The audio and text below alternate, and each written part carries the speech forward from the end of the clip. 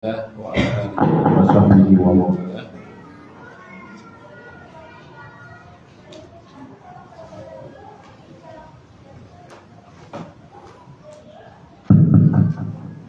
Allahumma arhamna bil Qur'an waj'alhu lana imama wa nuran wa hudan wa rahmah. Allahumma dzakirna minhu ma nusina wa 'allimna minhu ma jahilna warzuqna tilawatahu wa hifdhahu wa tadabburahu ana al-laili wa atrafan nahar. Waj'alhu hujjatan lana la hujjatan 'alaina bi rahmatika ya arhamar rahimin. Bapak Ibu yang memuliakan, alhamdulillah kita bersyukur kepada Allah. Wabil khusus Bapak Ibu yang dikumpulkan lengkap dengan pasangannya, dengan anak-anaknya, masa-masa bisa berangkat bersama begini nggak lama. Ya. Nanti anak-anak beranjak SMP, SMA itu sudah punya agenda masing-masing. Hese diajak berkumpul itu. Jadi ini salah satu kenikmatan yang betul-betul harus kita syukuri dengan bentuk tidak hanya lisan, tapi juga aktivitas bersama yang semoga menjadi kenangan buat anak-anak kita. Sebagaimana Nabi Yusuf alaihissalam tidak lama bersama dengan ayahandanya, tapi kebersamaan yang tidak lama itu sangat-sangat membekas. Sehingga momen-momen di mana Yusuf itu mengalami ujian yang terberat bagi seorang laki-laki, maka yang menghalanginya itu adalah kenangan dengan ayahnya. Nah, nanti silahkan dibaca di kisah Yusuf itu di surat Yusuf. Ya, jadi ketika terkenang dengan ayahnya, takut membuat malu nama baik ayahnya, itu yang menghentikan Yusuf itu dari ajakan si perempuan. Jadi ini Bapak Ibu, sekali lagi momen-momen dengan anak itu jangan sampai disia-siakan. Ya, temani mereka, kemudian ajak main mereka. Jangan mikirin dulu bab-bab agama lah, tapi mengikat bonding, memiliki ikatan dengan si anak itu, sehingga si anak tahu tempat kembali untuk bercerita ketika ada masalah-masalah. Nah itu mungkin saya lintasan tadi melihat suasana, Masya Allah ini jarang. Kalau parenting biasanya sepihak aja kan, ya ibu-ibunya aja enggak ada gitu. Tapi ini mah Masya Allah ya, tepuk tangan buat bapak-bapak.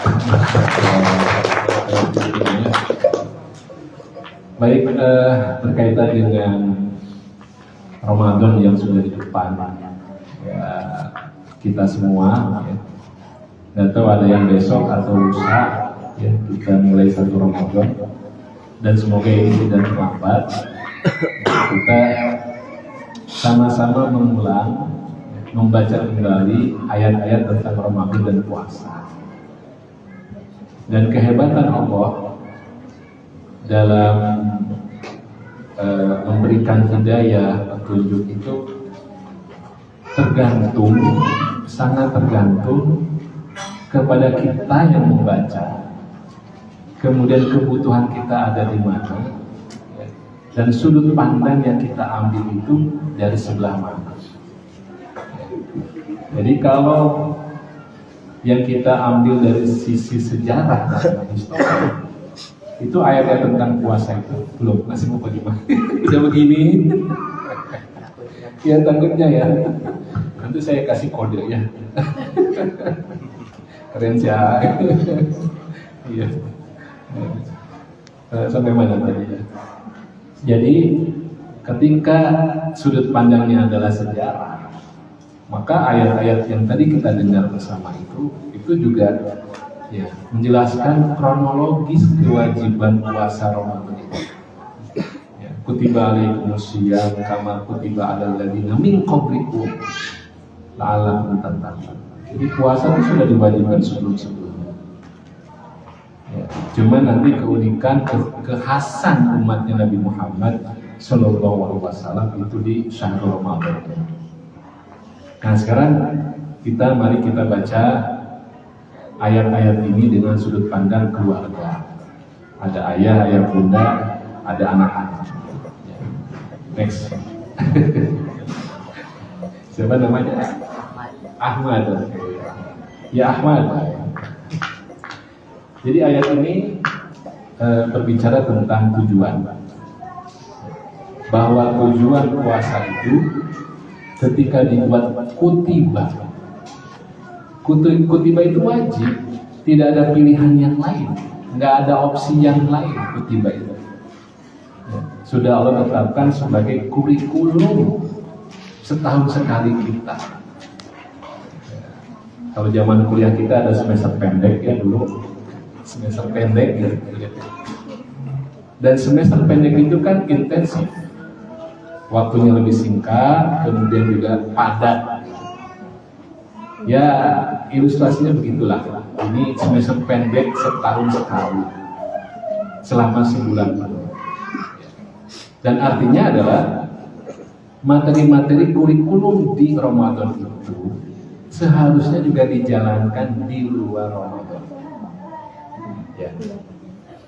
Nah, baik Bapak Ibu, jadi tujuannya adalah la'allakum tattaqun. Tujuannya adalah supaya kalian bertakwa. Udah sering takwa mah.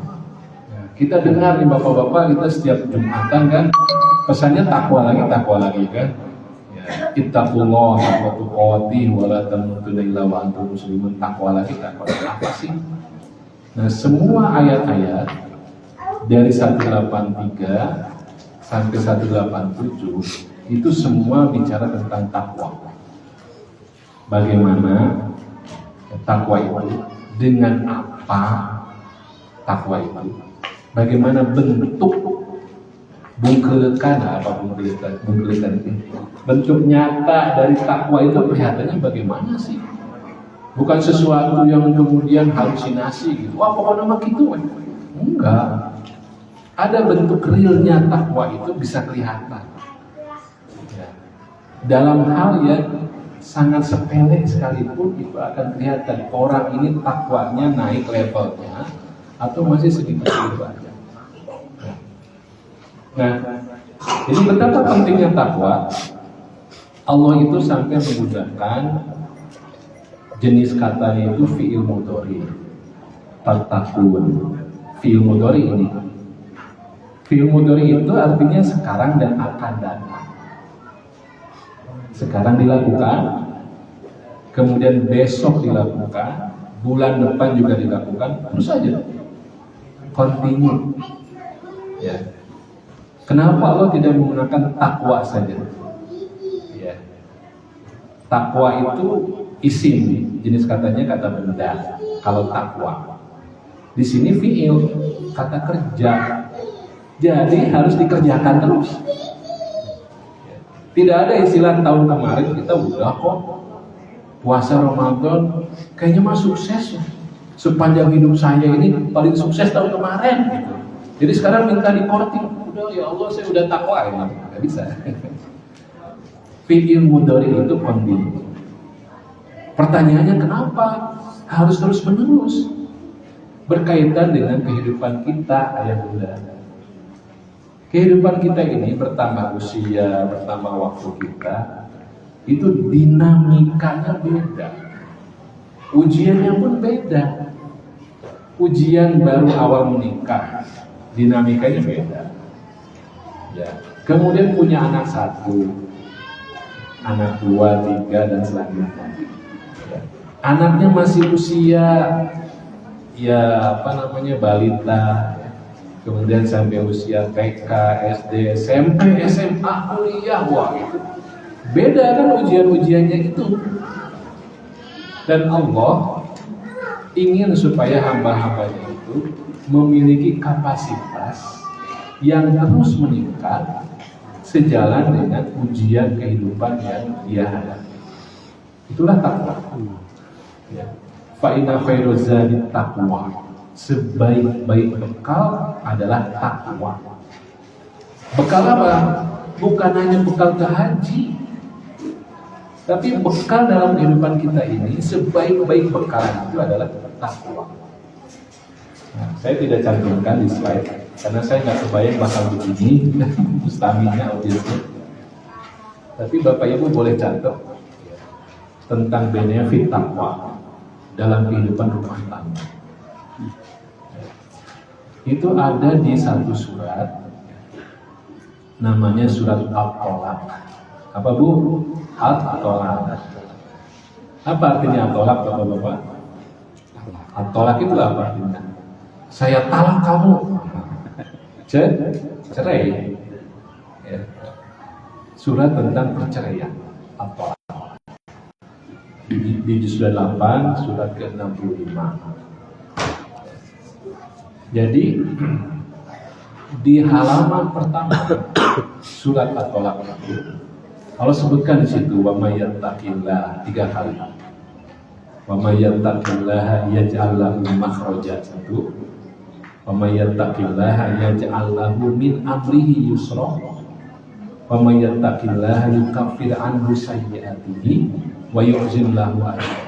3.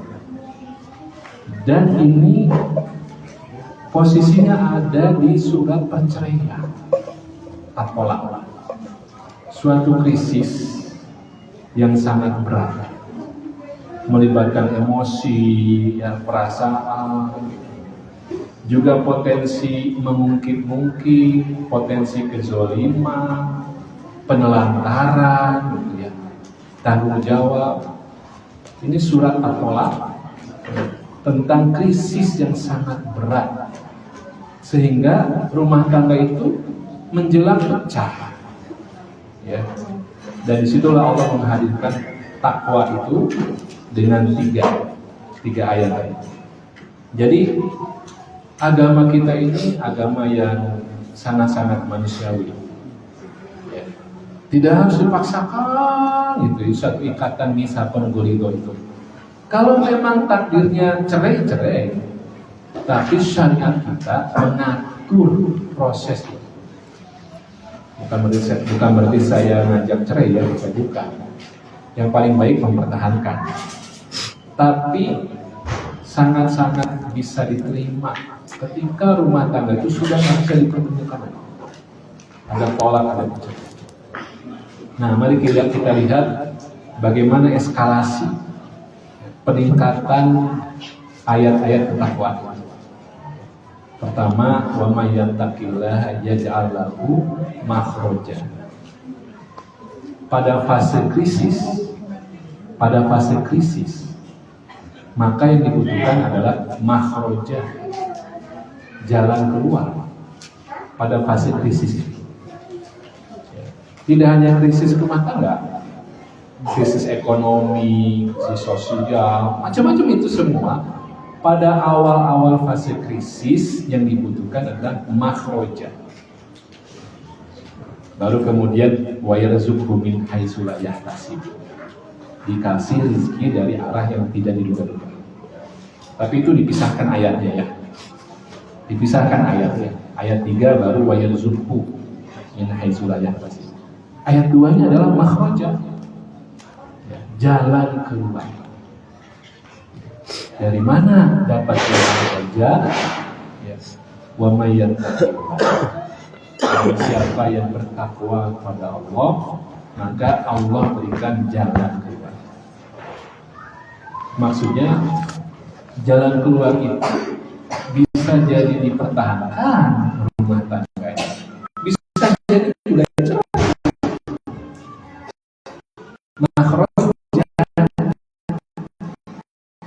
dengan nakiroh, dengan tanwin makhroja, ya. Bisa juga jalan keluarnya yang lain lagi. Sangat banyak. Di mana ya makanannya? Nah, Kita siapa? yang kedua, Bapak Ibu, wa may yattaqillah yaj'al lahu min amrihi yusra. Ketika sudah dapat jalan keluar, oh ini nih solusinya, maka menjalani prosesnya itu kan kita membutuhkan kemudahan-kemudahan. Yusra, ya. Wa may yattaqillaha yaj'al lahu min amrihi yusra. Barang siapa yang bertakwa kepada Allah, maka Allah berikan yusra, kemudahan dalam urusan. Masya Allah, ya. Saat kita move on, misalnya berujung ini nggak jadi tolaknya, itu kan ada luka-luka batin sebetulnya kan. Ya. Yang mau tidak mau itu berproses nanti kesembuhannya itu. Keluarga ketika menjelang perceraian itu pasti ada konflik-konflik yang membesar, saling nyakitin secara verbal, kemudian mungkin wah susah ya. Aku maafkan tapi tidak bisa melupakan. Wah itu ibu dimaafkan sih dimaafkan tapi hese gitu, susah melupakan itu. Ya. Nah makanya yusron. Ya, yusron itu kemudahan dalam menjalani proses. Ayat ketiga itu wa may yattaqillaha yukaffir anhu sayyi'atihi. Jejak-jejak kesalahan, keburukan dalam fase krisis kemudian menjalani prosesnya itu Allah sediakan ampunan. Yukaffir anhu sayyi'atihi. Kemudian dilipat gandakan, yu'dim lahu, dilipat gandakan. Semuanya karena takwa. Semuanya itu takwa. Jadi kalau ada masalah Bapak Ibu dalam kehidupan rumah tangga, sebetulnya akar masalahnya itu bukan bab ekonomi, bukan kurang healing, bukan. Ya. Dan kalau diajak healing tapi balik lagi kepada substansi masalahnya ya konflik lagi. Pulang ke rumah itu konflik lagi, ya. Atau pas healing juga nggak menikmati gitu, pabaut-baut dan sebagainya. Nah, ketakwaan ini sangat-sangat penting. Nah, maka kembali ke ayat ini, tatakun, berarti dia keberlanjutan. Pentingnya kita terus menaikkan level ketakwaan. Kemudian kata kunci yang lain adalah asyam. Kutiba alaikumus syiyam. Bapak-bapak, apa artinya siam? Kalau ditanya hal yang mudah, siunnya takut salah gitu. Padahal jawabannya gampang, tapi karena ditanya takut salah gitu. Apa bapak-bapak siam artinya? Puasa. Itu pertanyaan kedua nanti buat ibu. Puasa. Ibu-ibu apa artinya saum? Sama siun, oke. Puasa juga. Siam puasa, saum puasa juga. Terjemahan bahasa Indonesia. Tapi kenapa dalam bahasa Arab dibedakan? Karena nuansanya beda. Di surat Maryam ayat 26. Ayat 26. Saya mah hafal ini paling atas sebelah kanan. Sebelah kanan paling atas. Ya ada 1% Ustaz Al-Hidayat lah. Paling atas sebelah kanan. Fakuli washrobi wa qur'iyani. Fa inna tarayna minal basyari ahada. Fakuli inni nadartu lirrahmani sauman. Ini perkataan Maryam habis melahirkan bayinya. Siapa bayinya? Isa. Kemudian ini kan ujian yang sangat berat bagi seorang perempuan. Punya anak tanpa ayah. Ya, bukan tanpa ayah, memang nggak ada yang menyentuhnya. Tanpa ada yang menyentuhnya coba. Hari ini itu bisa viral kan?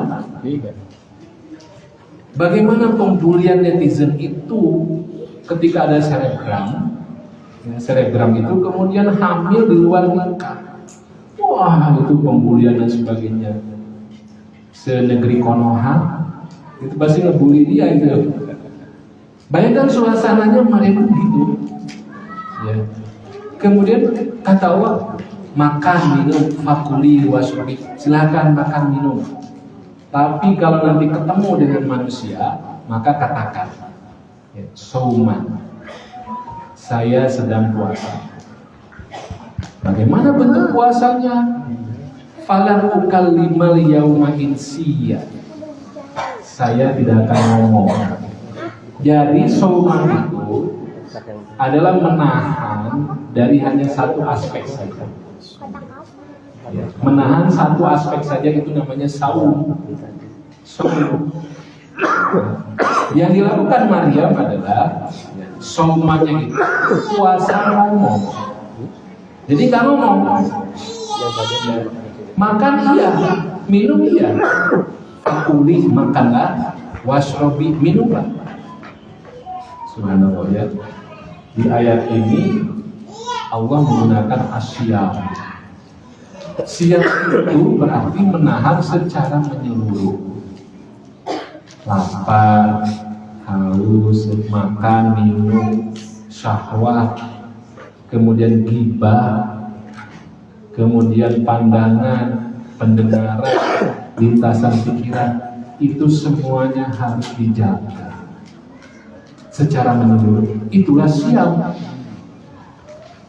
Makanya inilah hebatnya. Takwa itu ternyata diraih ketika ada pengendalian diri yang secara menyeluruh. Ya. Kalau orang sudah begitu, maka sangat mudah untuk taat kepada Allah. Sangat mudah untuk meninggalkan larangan Allah. Wala taqrabuz zina. Nggak apa-apa segini makan. Ini koordinasi gitu. WA, tapi jam 12 malam. Ya, alasan kan itu. Ya, wala taqrabuz zina. Jangan dekat-dekat. Bukan jangan zina, jangan dekat-dekat. Itu insyaallah. Nah, ini baru dari asyam dengan takwa. Ya Ahmad, next. Ayo. Lagi puasa Ahmad. Ya, nah, karena anak muda bukan kan, masih di atas relax. Satu lagi. Ya, setelah ini. Nah, jadi tujuan puasa itu adalah pengendalian menyeluruh, asyam, dan berkelanjutan. Kata-kata. Dan ini tidak hanya di bulan Ramadan saja. Di luar Ramadan juga sama. Ya, kita bekerja. Next. Bapak Ibu yang muliakan, waktu saya tinggal 5 menit sampai jam 10 ya.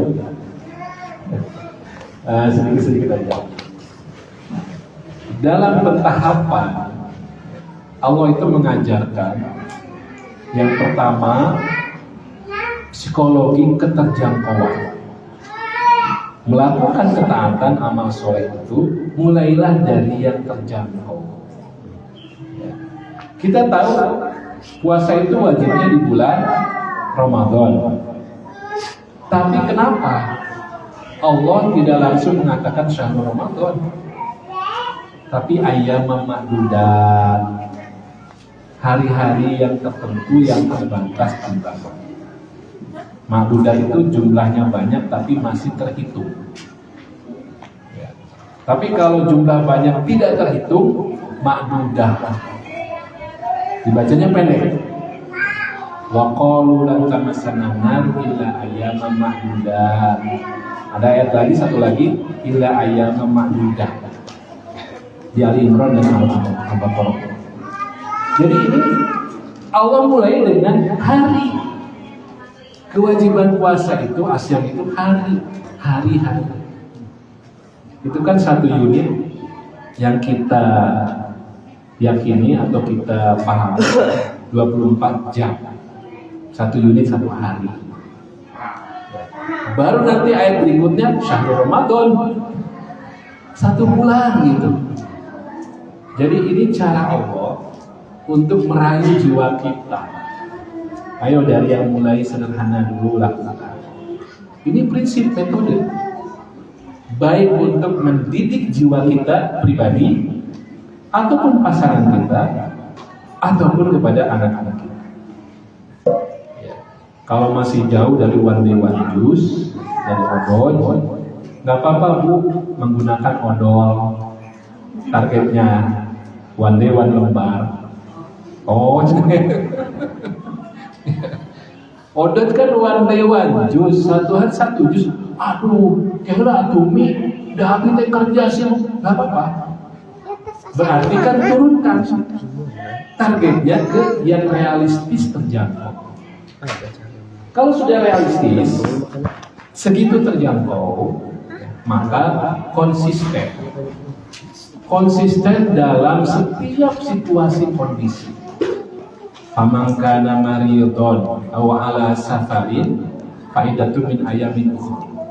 Kalau sakit, kemudian dalam perjalanan, tetap kerjakan puasa itu di hari-hari yang lain, diqadha. Maka ini harus kita berlakukan juga untuk amal-amal soleh yang lain. Dalam mencapai ketakwaan, kerjakan amal-amal soleh yang terjangkau itu dan konsisten. Kalau ada bolong-bolong, jangan dibiarkan dan dimaklumi. Naon kan ini musimnya sedang Idul Fitri, Lebaran kan maaf-maafan. Nah, apa-apa kan kita sementara ini tidak puasa lagi, ya, tidak baca Quran lagi. Udah itu, ya, melandai sampai habis itu bekas-bekasnya itu. Makanya kata Allah, kalau sakit ganti di waktu yang lain, safar ganti di waktu yang lain. Contoh realnya, misalnya kita ingin membangun micro habit, kebiasaan yang kecil. Dalam sehari saya paling terjangkaunya tilawah 5 halaman, dikaitkan dengan waktu-waktu sholat. Subuh sehalaman, zuhur sehalaman, asar, maghrib, isya sehalaman. Udahlah, pokoknya sehari 5 halaman. Pasti ada suatu hari di mana kita tuh sibuk benar-benar sakit sampai kita nggak mampu lagi itu mengerjakan target yang ayam memahudan, yang realistis tadi. Nah, maka anggaplah sebagai utang, kemudian nanti di waktu yang lain kita kodok, kita bayar. Meskipun itu syariat tidak mengatakan, fikihnya itu wajib, tapi dalam rangka kita mencapai la'allakum tattaqun di luar Ramadan, coba berlakukan itu. Rasulullah Sallallahu Alaihi Wasallam pernah terlewat qiyamul lail. Tentu tidak disengaja. Tentu ini ada hikmah buat kita umatnya. Apa yang dilakukan oleh beliau? Mengkodok di waktu duhanya dengan sholat duha yang lebih panjang. Untuk apa mengkodok? Ya, karena terlewat sholat qiyamul lail. Nah, ini Bapak Ibu ya. Next.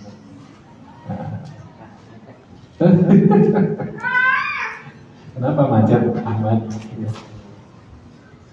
Enggak di atas. Nah. Jadi di ayat itu mengajarkan kepada kita tentang merencanakan, mengeksekusi amal-amal yang realistis buat kita, terjangkau untuk kita, tapi konsisten dengan itu. Insya Allah nanti akan berlaku kaidah hal jazaa'ul ihsan illa ihsan.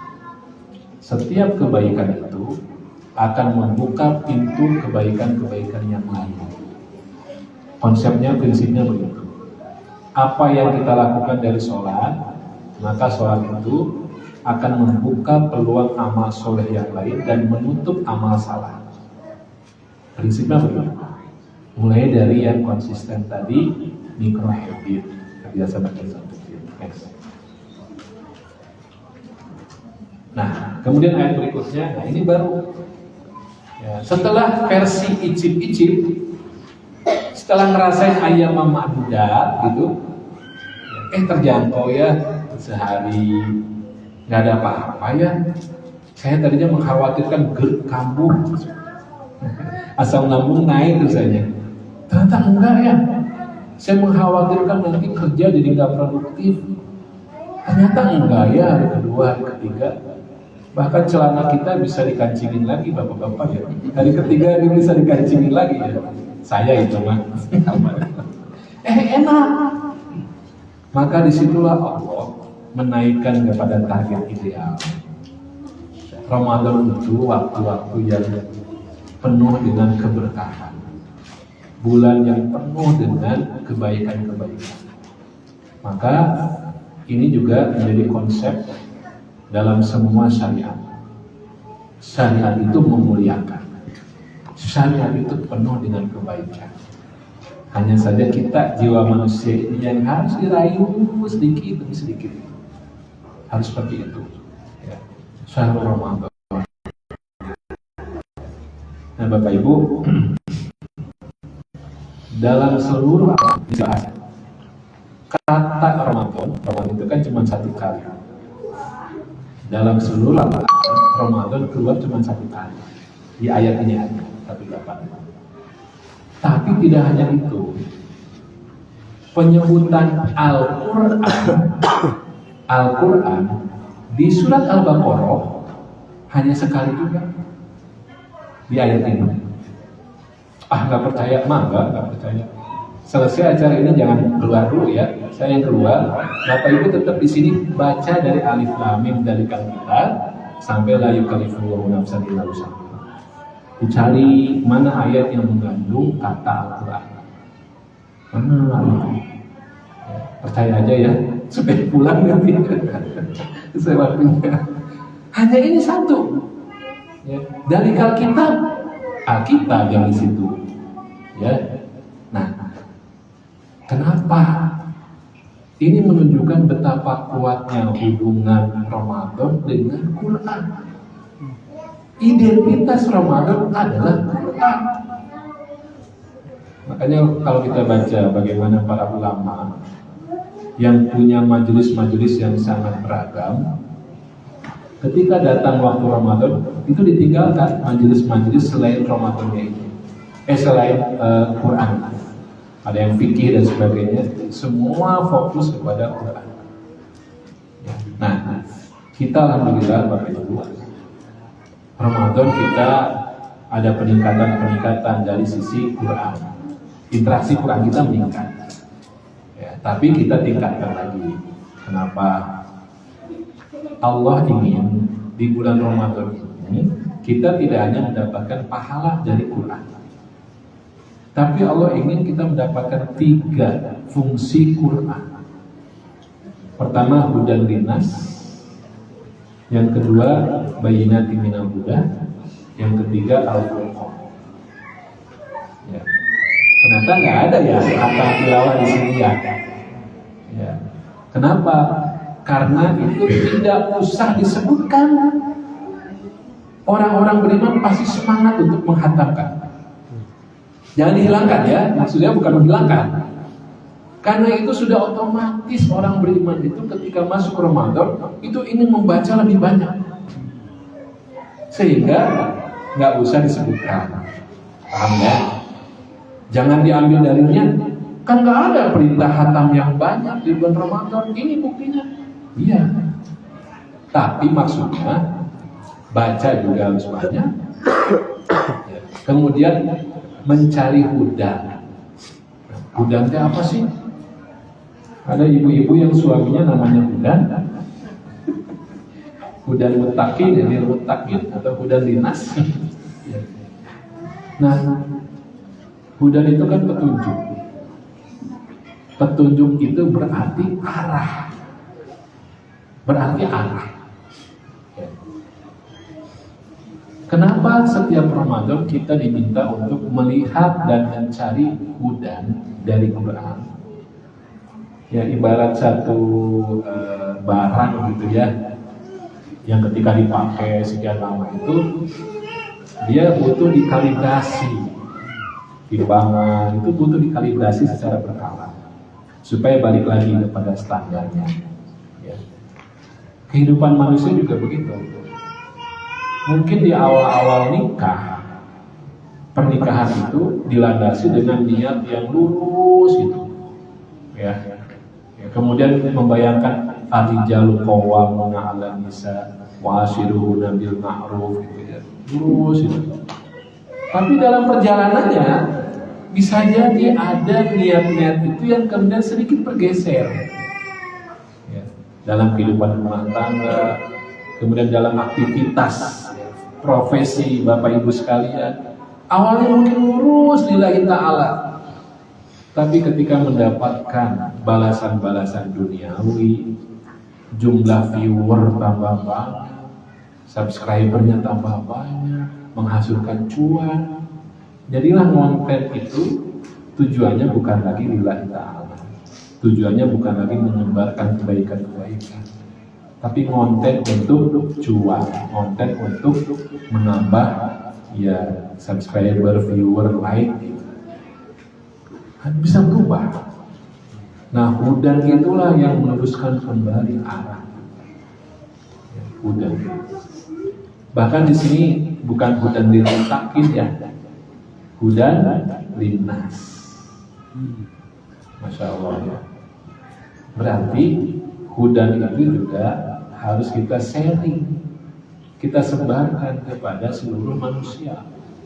Tidak hanya kaum muslimin, tidak hanya orang-orang bertakwa, tapi seluruh manusia itu harus nyicipin hudan dari Quran. Mumpung bulan Ramadan, kalau bawa di situ juga ada musibah yang share ya, tentang ibroh satu ayat, tentang kenikmatan ibadah. Mumpung Ramadan, dimaklumi itu. Yang biasanya kita sensitif di luar Ramadan itu karena ada non muslim di situ. Mumpung Ramadan kita nggak apa-apa, coba aja. Gitu.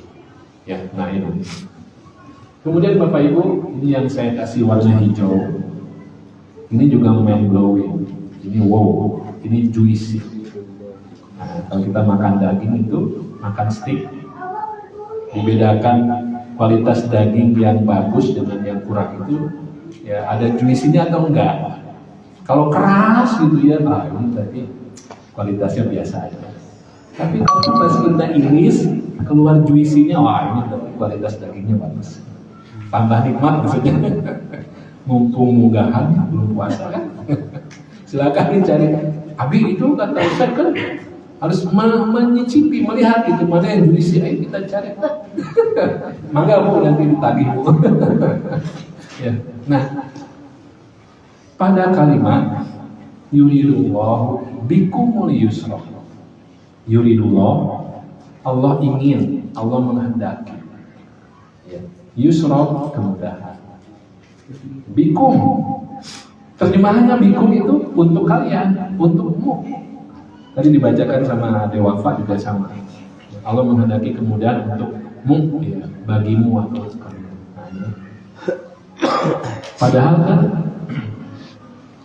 redaksinya itu bikum, bi dengan, kum kalian. Allah menghendaki kemudahan dengan kehadiran kalian. Coba direnungkan. Masya Allah ya.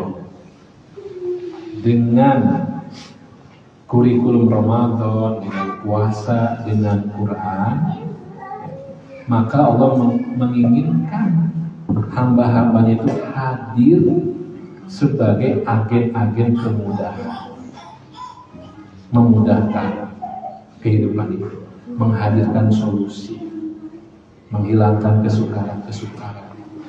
Ini yang tadi saya katakan, bungkelekannya orang bertakwa itu adalah bikumul yusra.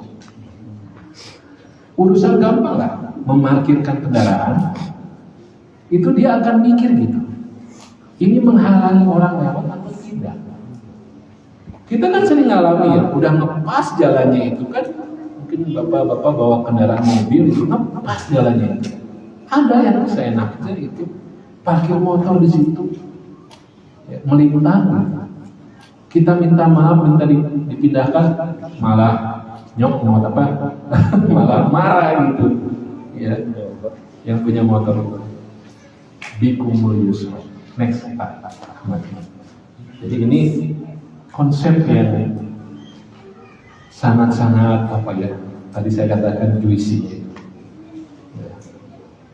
Setelah puasa, kemudian dengan Quran kurikulumnya itu, kemudian menjadi pribadi yang bertakwa, maka orang yang bertakwa itu akan selalu memikirkan, hari ini kemudahan apa yang sudah saya berikan? kepada orang, kepada pasangan. Kebayang rumah tangga kalau ini kita jalankan. Ya.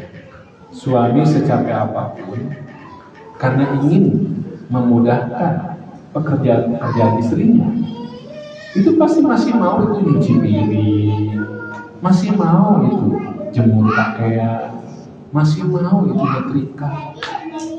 Kebayang? Istrinya juga sama, tidak mentang-mentang. Si Abi hebat ya. Abi hebat di kumul yusro ya Bi. Jadi nyantai gitu. Ya enggak lah. Maka istrinya pun tidak ingin ketinggalan. Fastabiqul khairat. Apa yang bisa dimudahkan untuk urusan suaminya? Ya, sama itu. Maka akan terjadi itu harmonis rumah tangga. Next. Jadi inilah artinya 3M prinsipnya itu. Mempermudah urusan, menyederhanakan proses. Ada konflik rumah tangga suami istri itu, maka proses untuk rujuknya itu kan memang dipermudah oleh syariat kita. Talak 1, rujuknya itu bagaimana? Gak diatur karena saking mudahnya proses kembalinya. Begitu juga dalam konflik kita, tidak sampai mengarah kepada talak gitu. Ada masalah, maka untuk memaafkan itu gak butuh syarat-syarat. Abi, Umi maafin kalau ngajar ngebasuhlah. Gak butuh begitu. Ya, pokoknya mah dipermudah aja. Ya, silakan masing-masing keluarga. Ya. Menyederhanakan proses. Ya. Kepada anak-anak juga sama. Anak-anak kita ini kan sangat berbeda di tantangan zamannya. Tadi ada Wafa itu pakai gadget ternyata ya. Itu padahal nggak beda jauh kan usianya ya. Berapa tahun bedanya itu? Si A yang pakai musaf bacanya. Ya. Ada Wafanya pakai gadget begini, scroll gitu ya. Hilang bingung ya. Bingung juga. Ayatnya kemana? Balik lagi ke atas dibaca. Masya Allah. Coba bayangkan, kalau tidak ada semangat bikumul yusra, orang tua kepada anak, ingin anaknya itu mengikuti jejak-jejak orang tua. Ingin gitu, profesi orang tuanya itu dilanjutkan oleh anaknya. Ya. Orang tua yang menghafal Quran, anaknya juga harus jadi penghafal. Yang jadi ustadz harus jadi ustadz. Dakwahnya harus sama gitu. Kan tentu tidak. Unik. Setiap manusia itu unik. Allah berikan talenta yang berbeda. Ya. Inna sa'yakum lasyatta. Sa'yan lasyatta. Sa'yan itu keluasan. Ya, sa'i, potensi dia itu beda-beda lasyatta. Inna sa'yakum lasyatta. Jangan paksa. Jadi berbeda. Ya, menyederhanakan proses, karena seringkali orang tua nggak sadar menitipkan cita-citanya yang nggak tercapai kepada anak, ya, atau anak jadi etalase kebanggaan orang tua. Hati-hati Bapak Ibu, ini pengalaman di dunia menghafal Quran. Ya. Anaknya di usia SD, SMP itu mumtaz, bagus itu hafalannya. Bahkan ada yang selesai 30 juz. Dibangga-banggakan. Jadi etalase orang tuanya, etalase sekolahnya, bangga sekolah itu. Ini anak SD selesai 30 juz. Kemudian ada teman sekolahnya. Ini di Bandung kejadian. Teman sekolahnya, si siswa yang selesai ini, akhwat. Nah, teman sekolahnya ketika sudah sekian tahun langsung, dia menunjukkan kepada orang tua, Umi lihat ini teman saya waktu SD yang dibangga-banggakan oleh semua. Dia memperlihatkan sosmednya. Sedang apa? Sudah buka kerudung, mainnya di naiklan. Alhamdulillah. Coba. Nah, jadi kita dengan anak itu Ya harus betul-betul bikumul yusro ya, kepada anak kita. Ya, nah, next ya, hati-hati ya. Kita juga jadi begini kan prosesnya panjang kan? Ya, saya dulu masih senang lagu-lagu metal gitu kan, saya akui. Gitu ya. Jadi begini tuh kan panjang prosesnya. Bisa baca Quran, aduh itu. Maka masa anak kita harus kita paksa semenjak kecil tuh harus kayak kita sekarang. Nggak boleh sekali. Biarkan dia tumbuh dengan dengan penuh akarnya kuat, batangnya juga kokoh, ya. Sehingga nanti pada masanya panen itu betul-betul matang. Ya.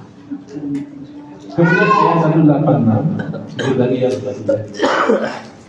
Nah, setelah rangkaian tadi puasa dengan Quran, semangat menghadirkan kemudahan-kemudahan, maka itulah orang yang dekat dengan Allah. Dan Allah yang mendeklar, menyatakan fa'ini qarib, aku dekat, fa'ini qarib.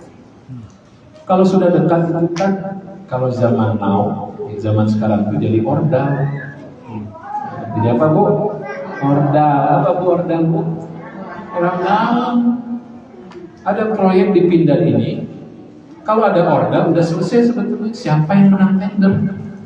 Ordal. Tapi supaya publik melihat ini, jangan pindah lah contohnya. Nanti dicekal.